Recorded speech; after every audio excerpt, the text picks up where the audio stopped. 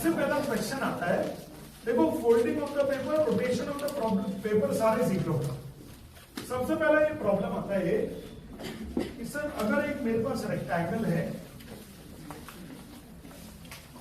ये एक रेक्टेंगल हो गया, इसकी लेंथ है, मान लेता हूं लेंथ है 22 और हाइट है इसकी सपोज 10। ठीक, अब चलो ये बोल रहे हैं इसको ना मैं टर्न कर रहा हूं, मतलब मैं इसको रोटेट कर रहा हूं, मतलब ऐसे इधर देखो।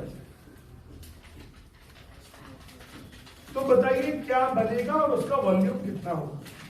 तो जब मैं इसको ऐसे रोटेट करूंगा तो रोटेट करने में क्या यहां से ये ऐसा एक सिलेंडर बन जाएगा और जिसका रेडियस कितना हो जाएगा, ये एल।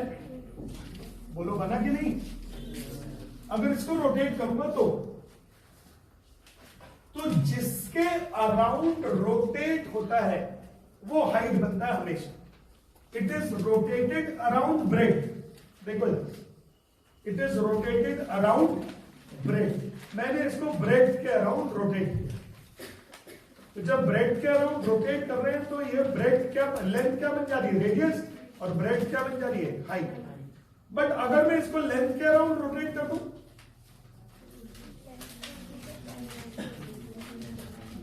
ये क्या हो गया, लेंथ के अराउंड रोटेट कर रहा हूं। तो लेंथ के अराउंड रोटेट कर रहा हूं तो मतलब लेंथ क्या बन जाएगी, हाइट। तो ये डायग्राम कुछ ऐसा बनेगा ये, और लेंथ के अराउंड रोटेट करोगे तो ये रोटेट होगा ऐसा ऐसा। तो ब्रेड्थ बन जाएगी रेडियस और लेंथ क्या बन जाएगी, हाइट। समझे क्या सब लोग। तो it is rotated around length, rotated around breadth, पहली बात। दूसरा इसमें क्वेश्चन बनता है कि it is turned along length. It is turned along length, मतलब लेंथ को हमने मोड़ लिया, लेंथ को हमने मोड़ दिया, लेंथ को हमने मोड़ दिया। तो टर्न अलोंग लेंथ में लेंथ बन जाएगी सरकमफ्रेंस। फिर दोबारा से एक यही है, ये है 22 और ये है 10। अब मैंने इसको इसके अराउंड रोटेट किया, यानी कि ये जो थी ना, ये बन गया ये, और ये जो थी वो बन गया ये। तो जो लेंथ होती है ना, लेंथ 22, वो बन जाएगी 2 पाई r। Height is 10। लिखो अपनी कॉपी में, a rectangle of dimension 22 by 10, a rectangle of dimension 22 by 10, a rectangle of dimension 22 by 10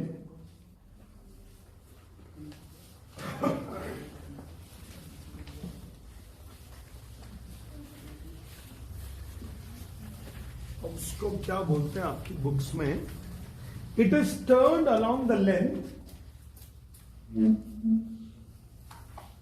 it is turned along length so that the rectangle becomes a cylinder.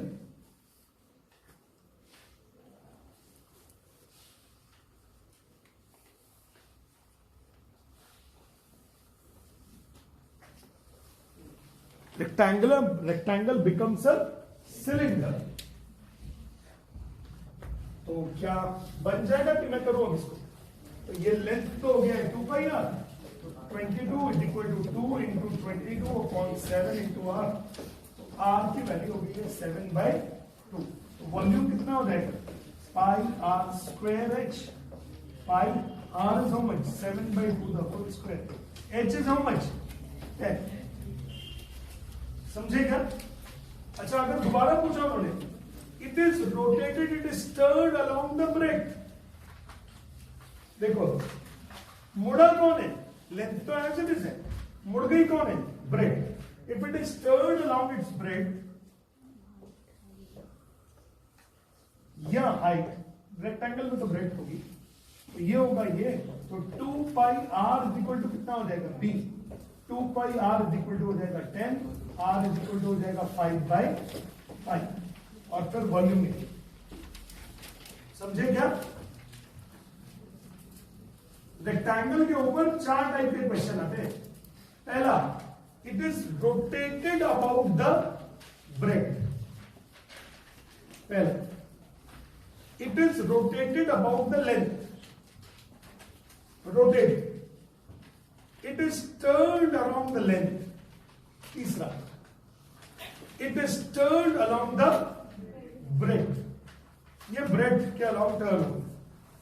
ये 4 question हो गए।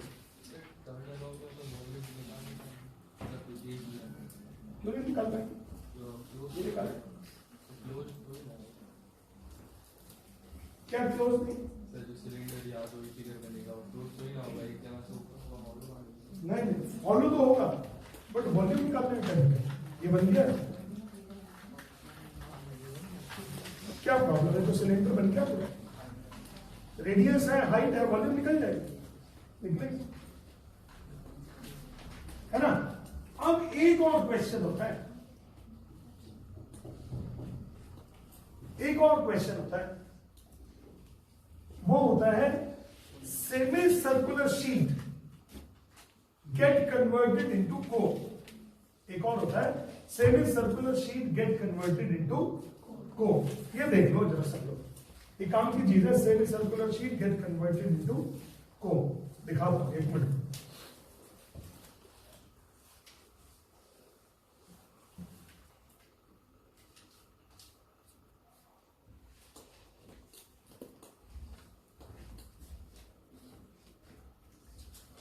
More or less, it is a type of a semicircular sheet, है ना? थोड़ा सा ऐसा बन रहा है, लेकिन ये सेमी सर्कल मान लीजिए, ये एक सेमी सर्कल है। इस सेमी सर्कल के क्या ये बेस के 2 रेडियस हैं, जहां पे मैंने पकड़ रखा है, एक रेडियस है, एक रेडियस है। इन दोनों रेडियस को ज्वाइन कर दो आपस में।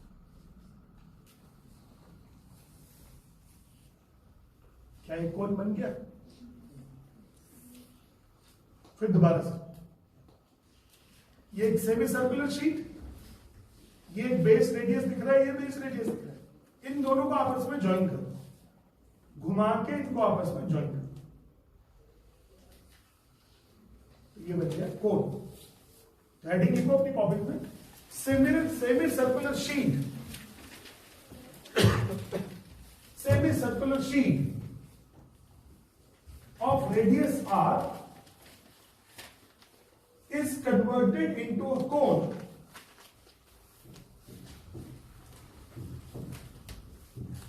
Semicircular sheet of radius r is converted into a cone.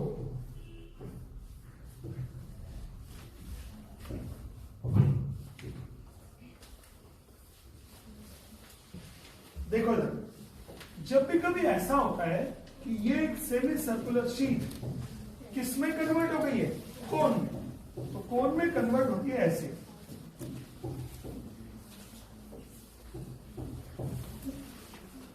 तो अब ध्यान रखना होता क्या है। सबसे पहली बात तो ये रेडियस बन जाता है slant height. Radius becomes slant height, radius becomes slant height. And ये देखना, ये semi circumference becomes the circumference of the base of the cone. Semi circumference will become the circumference of the base of the cone. इधर देखो, pen है किसी के पास? Sketch pen है किसी के पास?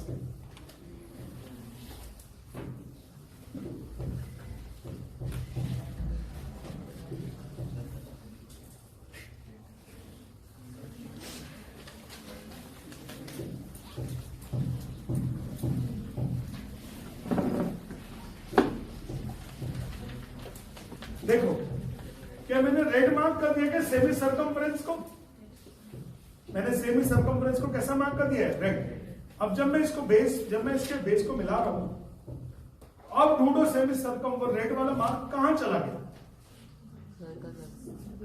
क्या कोन का बेस बन चुका है? क्या कोन का क्या बन चुका है? बेस। तो ये डायग्राम बनाओ जो आपके बोर्ड पर बने हुए हैं, बोर्ड पर जो बने हुए हैं, राइट सर्कुलर कोन हो।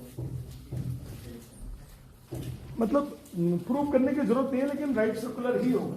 राइट सर्कुलर है तो ही हमको दिया होगा, अदरवाइज देते ही।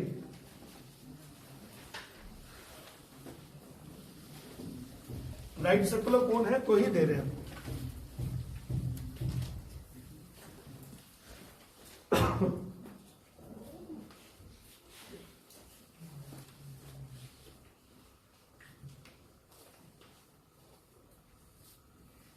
लोग एक टेस्ट पेंडिंग चल रहा है ना, कौन सा चल रहा है?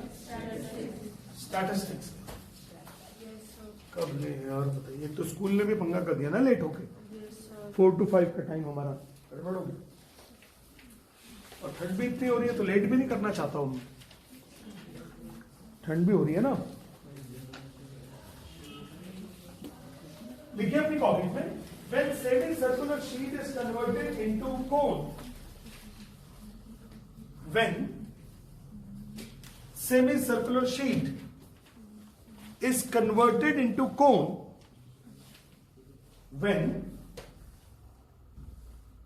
semi-circular sheet is converted into cone, number 1, radius of semicircular sheet becomes slant height of cone, becomes slant height of cone। दूसरी बात, semi circumference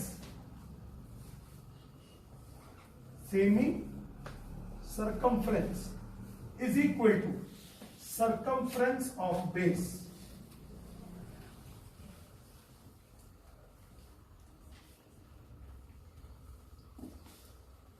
Semi circumference is equal to the circumference of the base।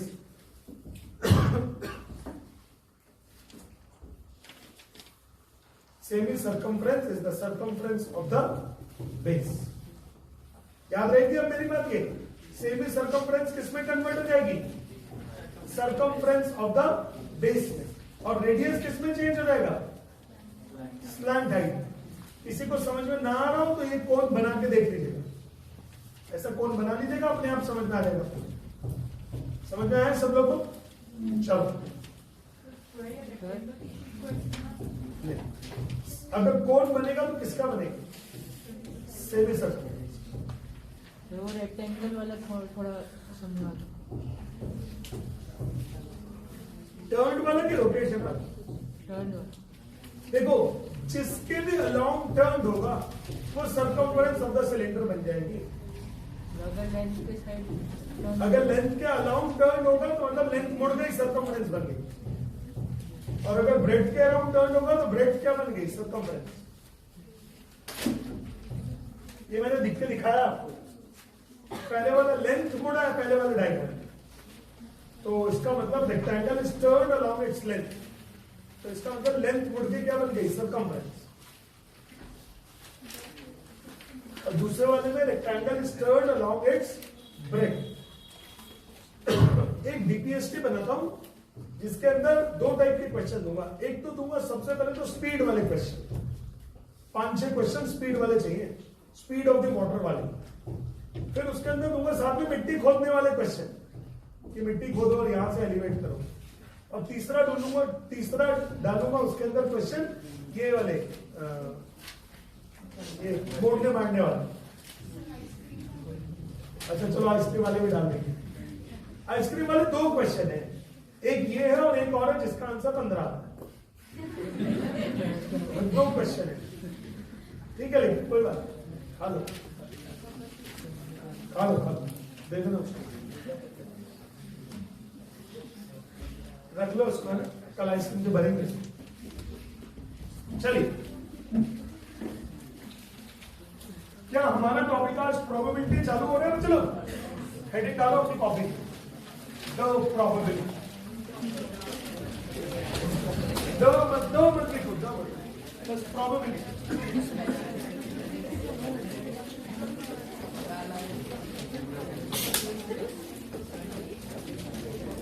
Spelling check कर लेना मेरी।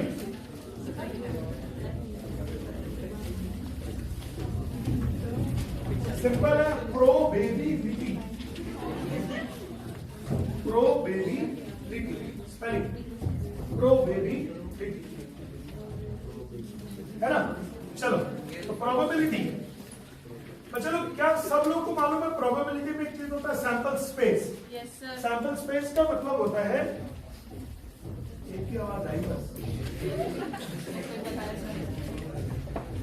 Sample space, sample space का मतलब होता है कि the number of ways, the set of the ways in which the event can happen, the set of the ways in which the event can happen. For example, अगर हम लोगों ने एक टॉस किया है डाइस, एक कॉइन को toss, coin toss, तो अगर 1 कॉइन टॉस किया तो सैंपल स्पेस बोलेगा सर या तो हेड आएगा और या क्या आएगा, टेल।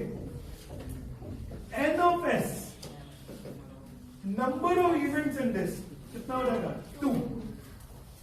फिर अगर मेरे पास 2 कॉइन्स और मैंने टॉस कर दिया, तो 2 कॉइन्स के टॉस में हेड हेड हेड हेड। अरे हेड हेड हेड हेड नहीं बस सिर्फ head head head tail tail head tail tail. मतलब क्या हुआ, देखो मेरे पास दो कॉइन्स है, तो या तो पहले हेड कॉइन पे हेड आएगा, दूसरे कॉइन पे हेड आएगा, या पहले कॉइन पे हेड दूसरे पे टेल, या इस पे टेल दूसरे पे हेड, या फिर दोनों पे टेल टेल। इसके अलावा तो कुछ हो नहीं सकता। एन ऑफ एस कितना हो जाएगा, 4। एन ऑफ एस कितना हो जाएगा, number of events in this. अच्छा अगर 3 कॉइन हो तो करो अपनी कॉपी में अपने आप बनाओ, 3 कॉइन्स का और 4 कॉइन्स बनाओ जल्दी से।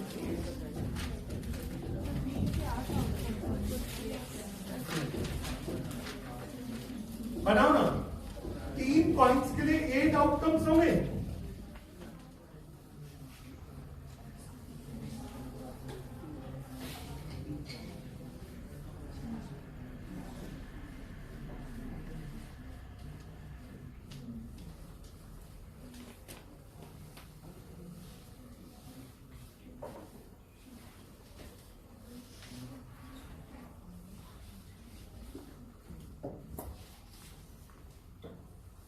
या तो तीनों ही कॉइन्स पर हेड हेड हेड आ जाएगा, या H H T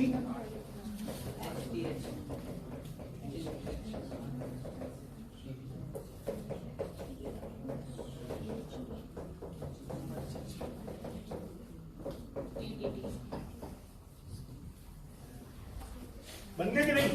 yes sir. तो this is the sample space कि सर अगर 3 कॉइन को उछालेंगे, 3 कॉइन को टॉस करेंगे तो कितने तरीके से वो गिर सकते हैं। तो कितने तरीके से, एस तो हो गया ये सेट, और एन ऑफ एस कितना हो जाएगा 8, यहां पे आएगा 16।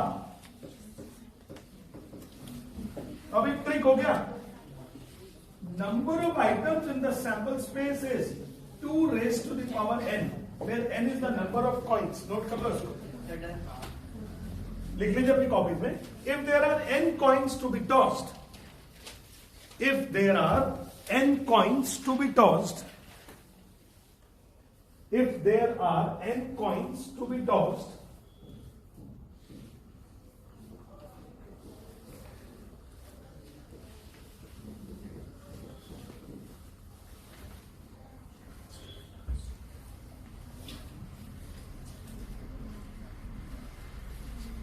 then the number of ways in which they can fall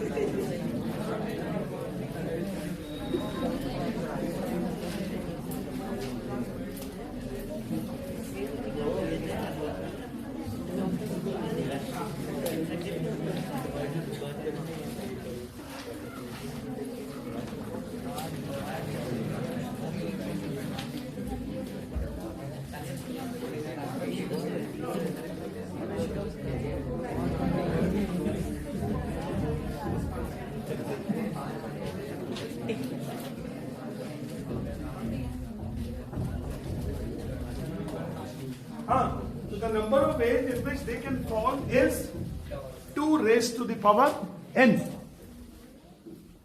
The number of ways in which they can fall is 2 raised to the power n.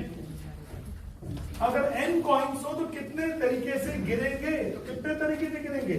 2 raised to the power n. The number of ways in which they can fall is 2 raised to the power n. Okay. अच्छा, अब साथ साथ क्या एक dice का toss, dice का toss, dice को toss नहीं बोलते, थ्रो बोलते, डाइस थ्रो। तो 1 डाइस थ्रो करोगे तो क्या होगा? 6 आउटकम्स, या तो आएगा 1 या 2 या 3 या 4 या 5 या 6। बट अगर आप 2 डाइस को थ्रो करोगे तो 36। क्या आपको डाइस के 36 बनाना बनता है क्या? Yes sir. या तो 1 1 1 2 1 3 1 4 1 5 1 6। इसका मतलब मालूम है क्या है? मतलब मैं बोल रहा हूँ पहले डाइस पे 1 आ सकता है, दूसरे डाइस पे भी 1, पहले डाइस पे 1, दूसरे डाइस पे 2, पहले डाइस पे 1, दूसरे डाइस पे 3 एंड सो ऑन। और ऐसे भी और भी बनेंगे। ये कितना हो जाएगा? 2 1 2 2 2 3 2 4 2 5 2 6, फिर 3 1 4 1 4 2 4 3 4 4 4 5 4 6। अब फिर 6 1। अरे 3 1 कौन? 3 1 3 2 3 3। पूरा मुझसे लिखाओगे क्या? फिर अभी 5 1 5 2, और यहां क्या हो जाएगा फिर? 6 1 6 1 एंड 6 2 एंड सो ऑन। जब नंबर सेम आ जाते हैं ये, तो इनको क्या बोलते हैं? डबलेट। इनको क्या बोलते हैं हम लोग? डबलेट। डबलेट का मतलब क्या हो गया? कि दोनों नंबर्स का सेम आना। When a pair of dice is thrown, there are 6 possible ways in which doublet may come. लिख लीजिए अपनी copy. When a pair of dice is thrown, when a pair of dice is thrown,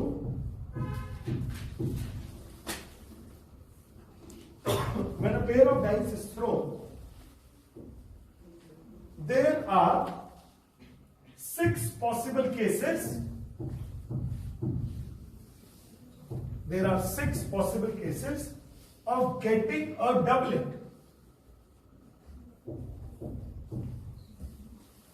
There are 6 possible cases of getting a doublet. Doublet आने के 6 तरीके होंगे। Doublet आने के कितने तरीके होंगे? 6। 1 1 2 2 3 3 4 4 5 5 6 6। बन गया? चलो अब चलो तो आज का डीपीएसटी देख लेते हैं जरा। पहले डीपीएसटी से करेंगे, फिर एनसीईआरटी से। ओके, अनबाइस्ड डाइस बता देता हूं।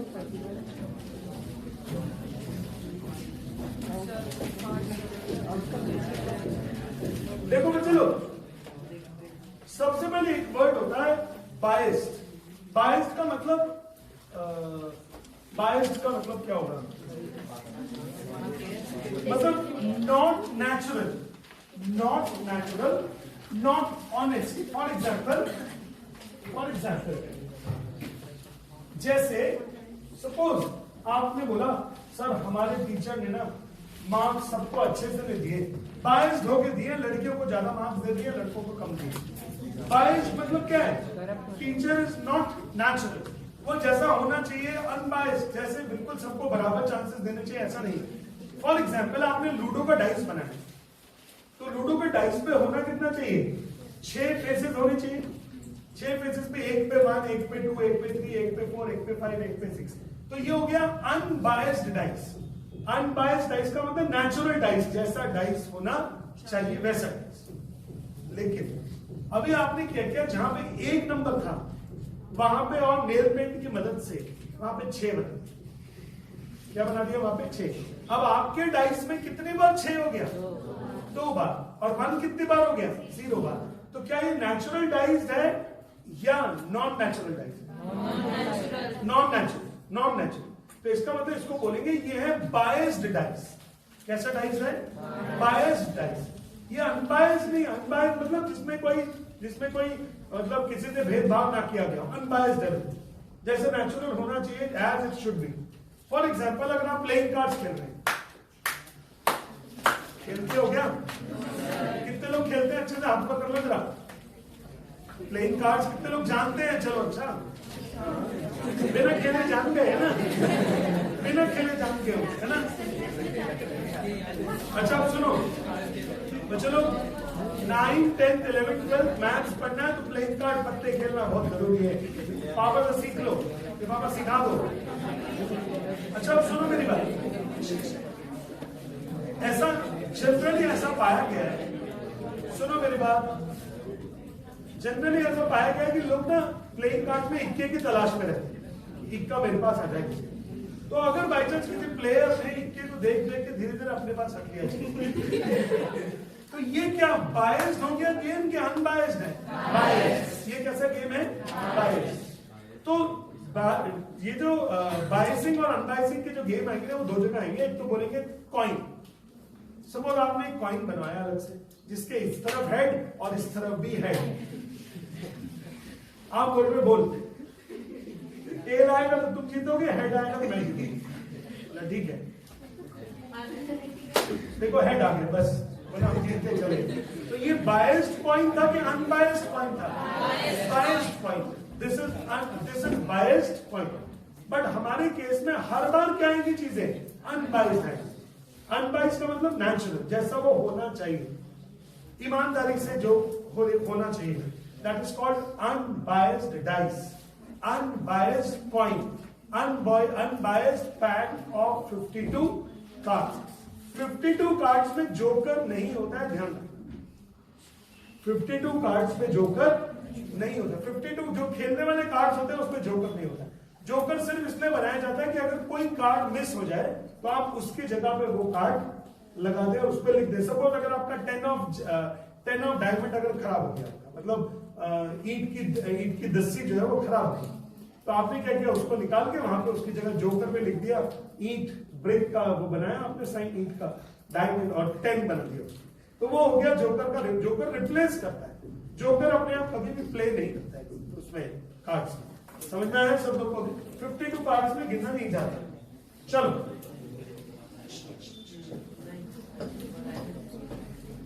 तो बच्चों लोग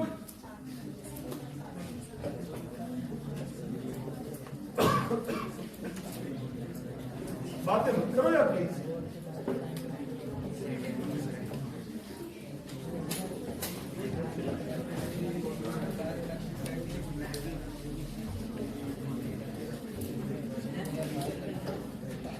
ये लिखिए, the probability that it will rain tomorrow is 0.85. What is the probability that it will not rain tomorrow? Maximum probability कितनी होती है? 1. तो अगर किसी चीज के होने की प्रोबेबिलिटी PA है तो उस प्रोबेबिलिटी को अगर मैं लिखूंगा उसके ना होने की प्रोबेबिलिटी, A के ऊपर भाग लगा दूं। A के ऊपर क्या लगा दूंगा? जैसे A के ऊपर भाग लगाया मतलब हम लोग क्या बोल रहे हैं कि ये A नहीं होगा। तो अगर PA की वैल्यू दी हुई है 0.85 तो PA बार की वैल्यू होती है 1 माइनस PA। क्या होता है? 1 माइनस PA। तो PA bar is 1 minus PA। 1 minus 0.85 is what? 0.15। Sir probability है कि आप पास हो जाओगे इस 0.85, प्रोबेबिलिटी है कि आप पास नहीं होगे तो 1 में से इसको माइनस कर दोगे, कितना हो जाएगा? 1 माइनस 0.85 इज 0.15। कॉपी करो आप, ये फॉर्मूला याद रखिएगा। इसको बोलते हैं PA ना। सर A नहीं होगा, is 1 minus PA। 1 minus PA होने की प्रोबेबिलिटी को 1 में से माइनस कर दोगे तो उस इवेंट के ना होने की प्रोबेबिलिटी आनी चाहिए, ऐसा बोलो।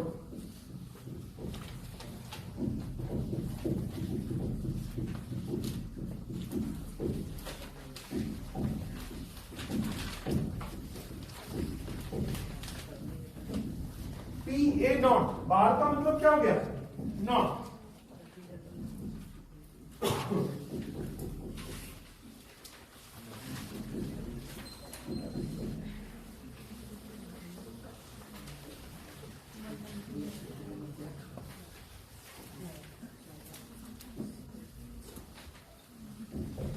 हो गया भाई, इसको बंद कर देना, सेकंड स्विच बंद कर दो मेरी तरफ नीचे, बस लड़के डिस्टर्ब हो गए। क्वेश्चन नंबर 2 देखते चले। अ डाई इज थ्रोन, कितने डाई फेंके गए क्वेश्चन नंबर 2 में, वन डाई।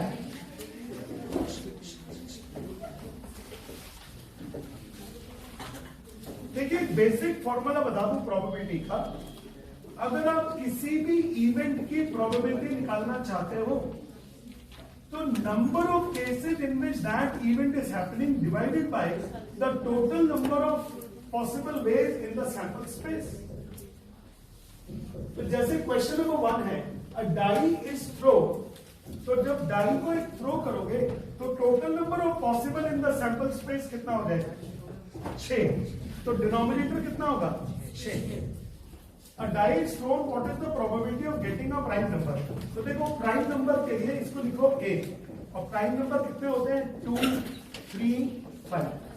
कितने प्राइम नंबर आ सकते हैं, डाइस की बात हो रही है, तो क्या p a की वैल्यू कितनी होगी, नहीं सॉरी p a नहीं, n a।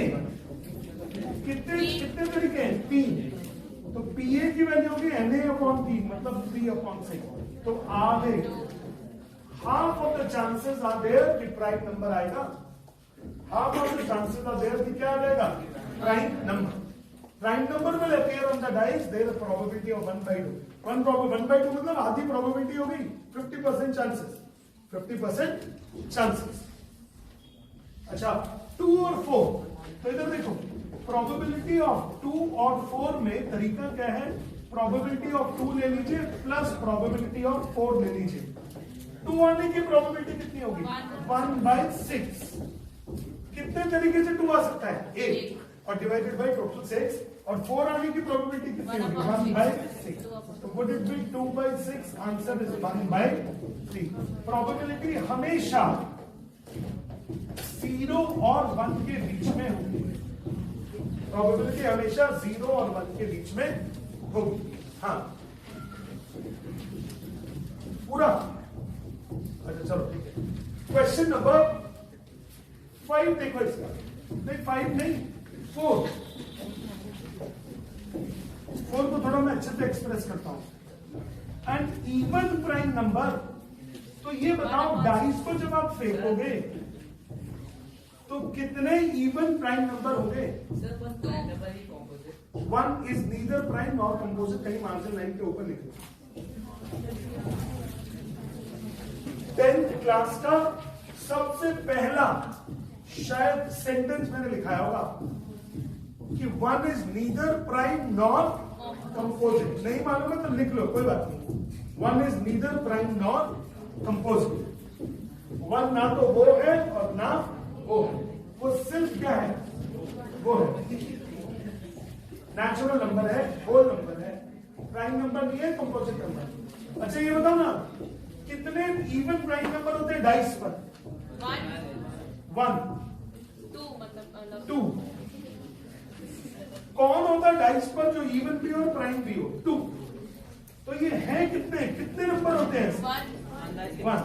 तो प्रोबेबिलिटी कितनी होगी, 1/6। Probability is PA is equal to NA upon N of S। ऊपर लिखते हैं कितने केसेस में वो इवेंट होगी और डिवाइडेड बाय कितने केसेस में सैंपल स्पेस में इवेंट होती है। जैसे थर्ड पार्ट देखो, पार्ट नंबर 3, पार्ट नंबर 3। भाई साहब क्लासरूम के बाहर जाओगे सीधा,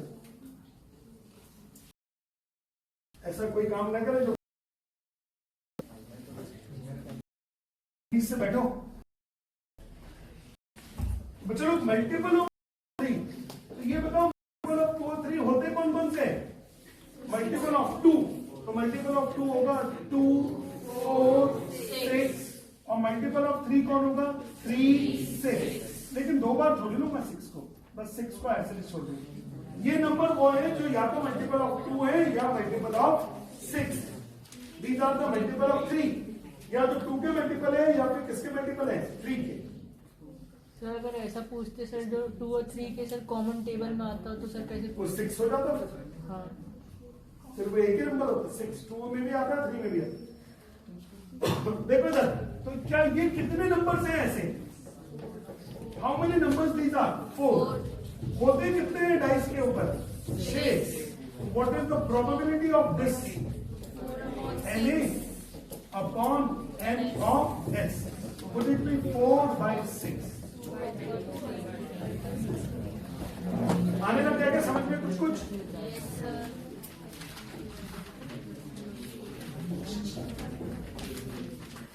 अच्छा ये क्या होगा? नंबर ग्रेटर देन 5 या number greater than 5? Number greater than 5 कितना हो जाएगा? नंबर ग्रेटर देन 5 सिर्फ एक ही होगा, 6 नंबर। कितने ऐसे नंबर? 1। तो प्रोबेबिलिटी कितना हो जाएगा? Na upon n of s, 1/6। बनने लग गया क्या? प्रोबेबिलिटी में ऊपर लिखते हैं कितने केसेस में ये इवेंट हो सकती है, नीचे लिखते हैं कितने केसेस में ये इवेंट हो, मतलब ऊपर लिखते हैं कितने केसेस में होती है और डिवाइडेड बाय कितने केसेस में सैंपल स्पेस में होती है। डिनोमिनेटर में सैंपल स्पेस रहता है हमेशा। जैसे क्वेश्चन नंबर 3,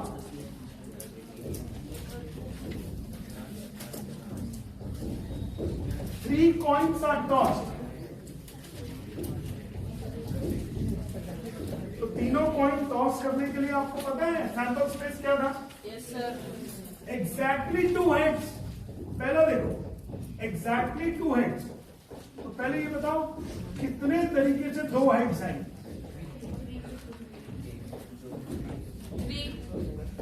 देखो एक तो आएगा H H P में, एक होगा H P H और एक होगा T H H। 2 हेड होने चाहिए, एग्जैक्टली 2 हेड, ना कम और ना ज्यादा, ना कम और ना ज्यादा।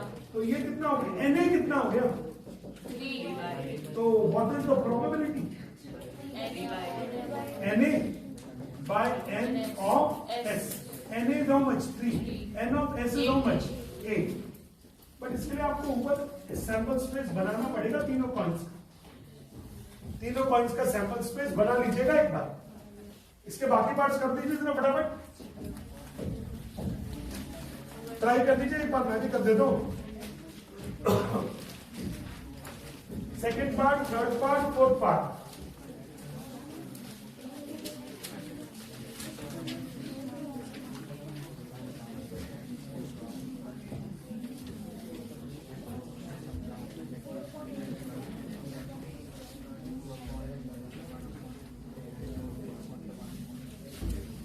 Okay sir.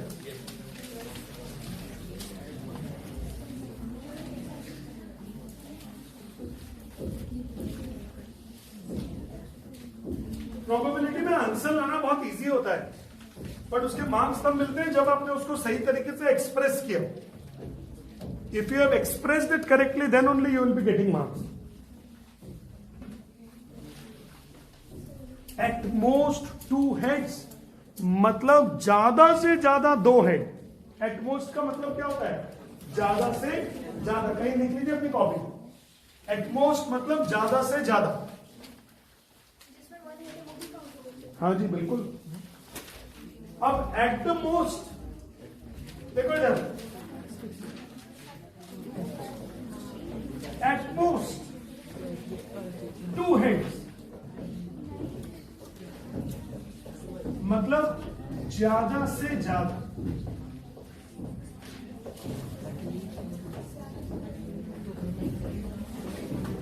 हेड्स 2। तो मतलब देखो इधर 0 हेड वाले भी लेंगे, 1 हेड वाले भी लेंगे और 2 हेड वाले भी लेंगे। तो 0 हेड वाला कौन हो जाएगा? Tail tail tail. इसमें कितने हेड हैं? 0 हेड। एक हेड वाले H T T H T H T और टी टी एच। 2 हेड वाले कौन हो जाएंगे? H H T H T H T H H. तो इसका मतलब n ऑफ a कितना हो जाएगा? 7 n of a। At most 2 heads. ज्यादा से ज्यादा कितने हेड्स? 2। ज्यादा से ज्यादा 2, यानी 2 हो सकते हैं, 1 हो सकता है और 0 हेड भी हो सकता है। बस 2 हेड से ज्यादा नहीं होने चाहिए, क्योंकि उन्होंने बोला कम से, मतलब उन्होंने बोला ज्यादा से ज्यादा 2 हेड होने चाहिए बस आपके पास। बिल्कुल बिल्कुल चल रहा है, चल रहा है। 0 हेड, इसमें पहले लिखा है 0 हेड। अच्छा, लेकिन तो इसका आंसर कितना हो जाएगा यार? प्रोबेबिलिटी हो जाएगी इसकी Na upon n of s। Would it be 7 upon a? Yes, sir. 7 upon a। अच्छा, थर्ड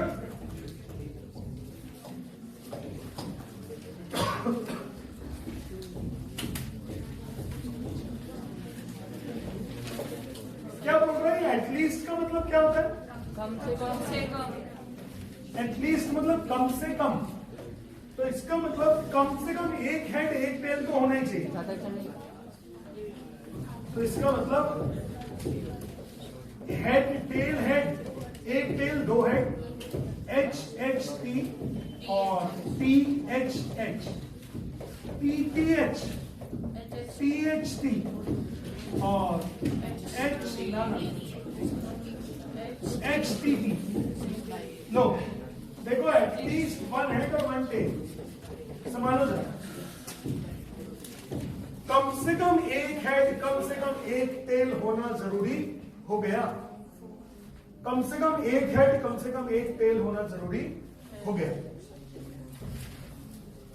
कोई भी ऐसा नहीं है इसमें कि जिसमें एक टेल या एक हेड से कम हो। हाँ, तो इसमें सर टेल टेल टेल और हेड हेड नहीं। देखो अगर टेल टेल टेल लिख दोगे आप, तो उन्होंने बोला था कम से कम एक हेड एक टेल होना चाहिए, तो हेड तो इसमें है ही। और अगर आपने एच एच एच लिख दिया तो उन्होंने बोला था एक हेड एक टेल होना चाहिए। हेड तो ठीक है पर टेल तो एक नहीं है, कम से कम एक टेल तो होना चाहिए, इसलिए ये पॉसिबल नहीं है। एन ए कितना हो जाएगा? 6। तो what is the probability of A?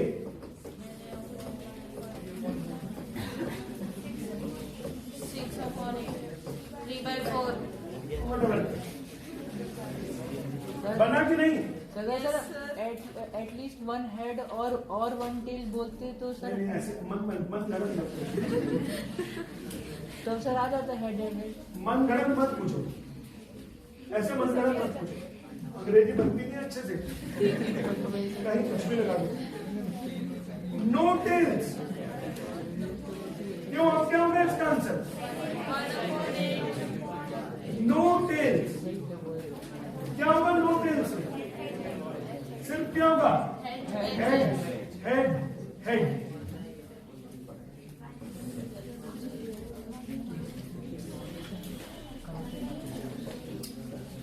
N A कितना हो गया? 1।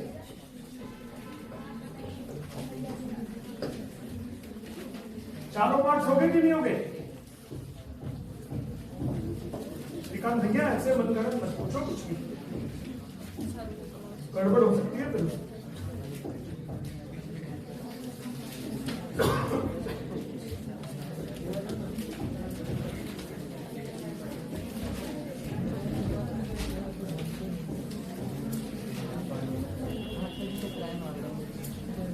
Question number 4.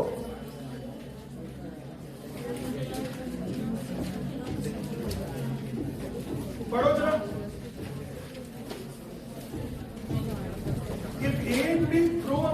Of dice if A throws 9, मतलब क्या हुआ? देखो 9 वैसे तो आ नहीं सकता डाइस में, ऐसे तो डाइस में 9 नहीं आ सकता, बट फिर भी बोल रहे हैं ए थ्रोज 9, मतलब ए ने सम ऑफ द नंबर्स 9 होगा। डाइस के ऊपर जो दो नंबर होंगे ना, उनका नंबर का सम कितना होगा? 9। क्या लिखा है? If A and B throws a pair of dice, pair of dice का मतलब उसमें ए ने फेंका 9, तो बताइए बी के 9 से ज्यादा फेंकने के क्या तरीके हैं? तो ये बताओ पेयर ऑफ डाइस पे सम कितना कितना हो सकता है, मैक्सिमम कितना हो सकता है? सम 12, एक पे 6 आ जाए, दूसरे पे 6 आ जाए, मैक्सिमम सम कितना होगा? 12। तो मैंने सोचा देखो सम ना, sum of numbers on dice, on dice या तो 10 होगा 9 से ज्यादा, या 11 या फिर 12। 10 कब कब होगा? 6 4 4 6 और 5 5। देखना जरा, क्या इसके अलावा भी कोई तरीका है कि sum of the number from the dice is 10? Sum of the number from the dice is 10। फिर 11 कैसे होगा? 6 5 और 12 कैसे होगा? 6 ये बताओ, यही तो है ना पूरा ए या बी है। What is the probability of B? NB upon N of S. Dice में N of S कितना होता है? 36। Pair of dice, pair of dice में कितने तरीके से डाइस गिर सकता है? 36। और ये कितना होगा? 1 2 3 4 5 6 6 कट गया, 1/3 आंसर हो गया क्या? 6 6 कट गया, नहीं होता ऐसा क्या? 6 6 कट गया। फटाफट कॉपी कर लीजिए, अच्छा क्वेश्चन है। बिल्कुल पूरी टेबल लिखनी पड़ेगी। हाँ, कौन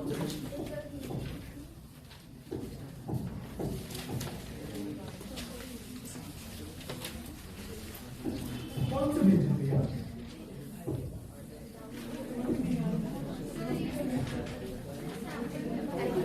अच्छा अच्छा, हाँ कल बता दूंगा।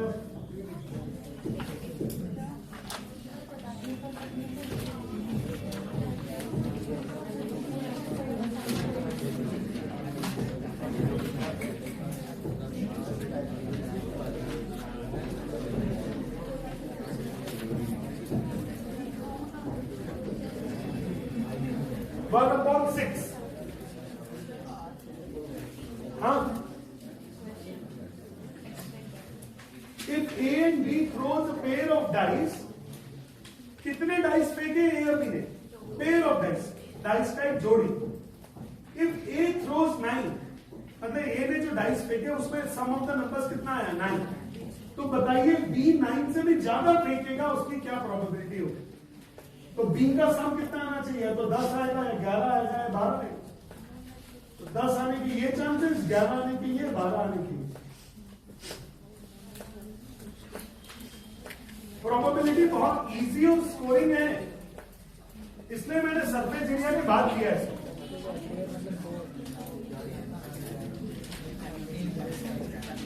क्वेश्चन नंबर 5 करो।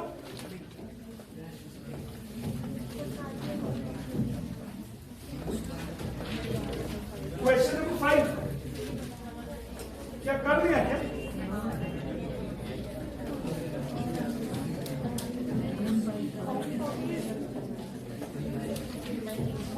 Two unbiased dice are thrown. Find the probability that the sum of the numbers of the dice is greater than 10. Greater than 10 का मतलब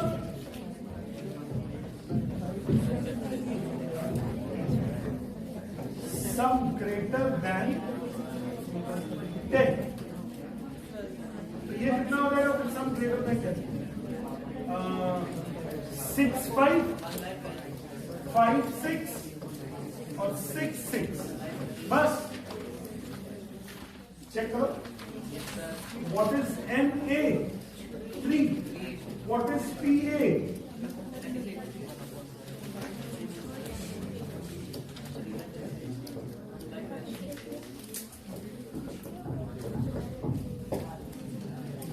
सही है बच्चे लोग क्या?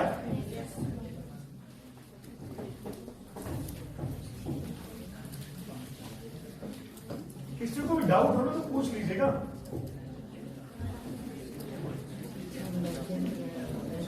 अब यार पत्ते कल खेल लेंगे हम। पत्तों का कुछ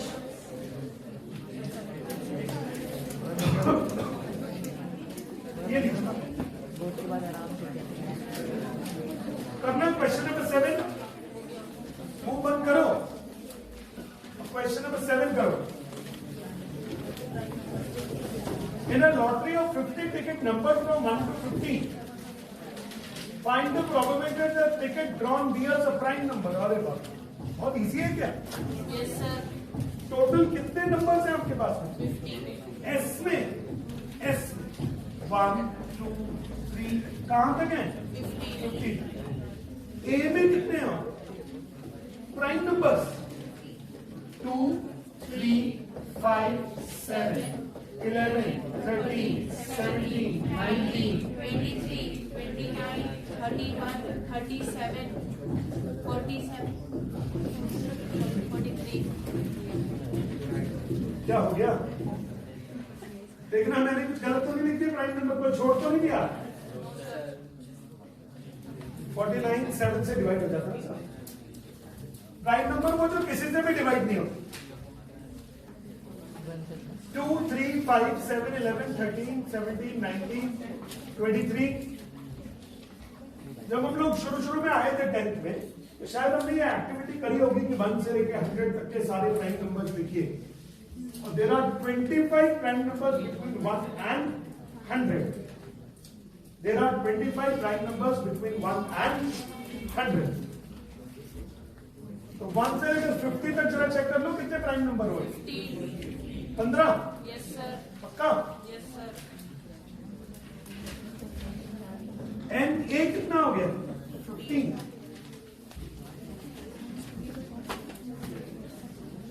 विश्वास नहीं था इसलिए मैंने गिन करी। प्रोबेबिलिटी क्या होगी?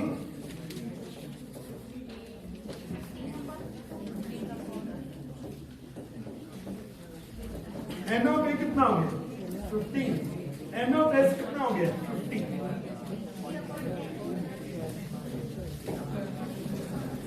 3/10।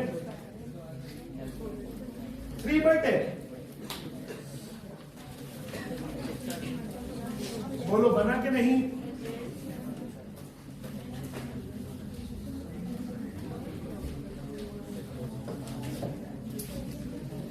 सेवन 8 बना के 8।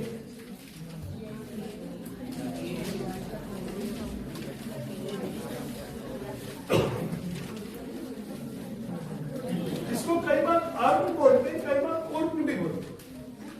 कुछ लोग उर्न बोलते हैं, इसको कई बार अर्न में बताए। तो होता क्या है, जैसे आपने देखा होगा कि कई बार पुराने जमाने में जो राजा महाराजा वाले का जो जमाना था, तो लोग यहाँ पे बैठ के बाद में एक छोटी सी पोटली बना के रखते थे जिसके अंदर अशर्फियां होती थी, कॉइन्स होते थे, या कई बार मार्बल्स होते थे।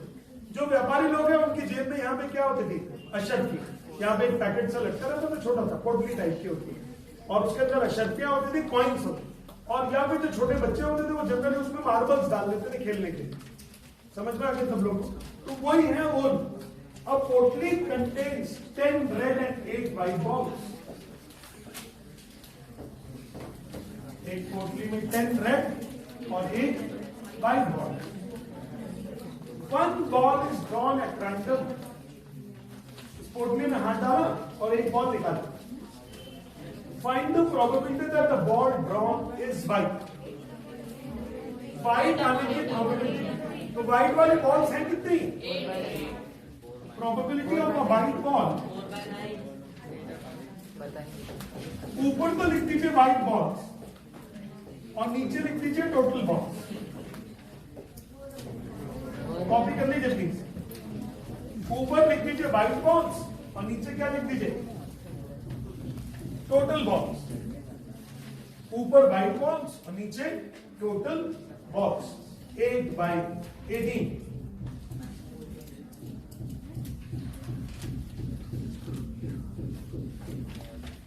उन्हें बॉल्स वाले केस को जरा ध्यान से देखना पड़ेगा।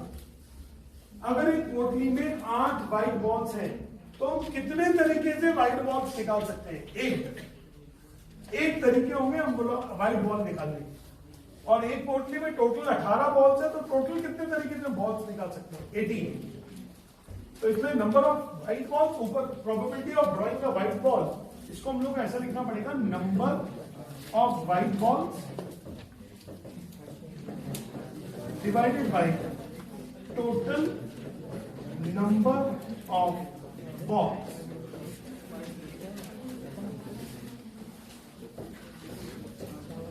डिनोमिनेटर में टोटल बॉल्स लिखनी है, ध्यान रखना। डिनोमिनेटर में क्या लिखोगे? Total balls. डिनोमिनेटर में टोटल बॉल्स। हो गया बच्चे लोग? क्या अब प्रोबेबिलिटी का डीपीएससी यही वाला कल कंटिन्यू करेंगे बच्चे लोग? बढ़िया।